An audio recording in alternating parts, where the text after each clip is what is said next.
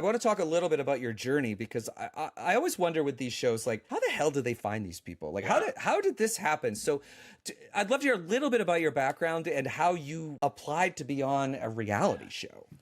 Yeah, so my background is that I grew up in Skokie. I'm the youngest of four boys, a nice little, very middle class Jewish family. And grew up, went to the University of Iowa. I met my wife there. She was a small town Iowa girl.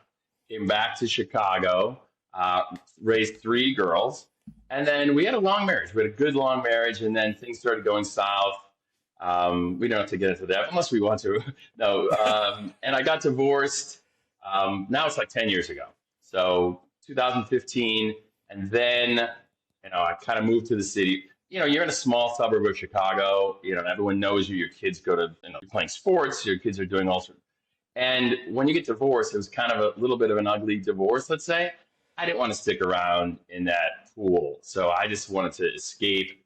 And I never lived in the city. So I moved down to Wicker Park, which is one of the neighborhoods in Chicago, kind of a cool hipster type fun neighborhood. And one of my daughters came with me, and then another one came with me. Ended up not long, all three of my daughters were all living in a two-bedroom apartment in Wicker Park. But it was Oh, the jeez. best of times. It was the worst of times. It was really great experience for all of us, and we still look back at it and with great feelings about it. But then, so what happens is I have three daughters. They're fans of The Bachelor. They would watch the show.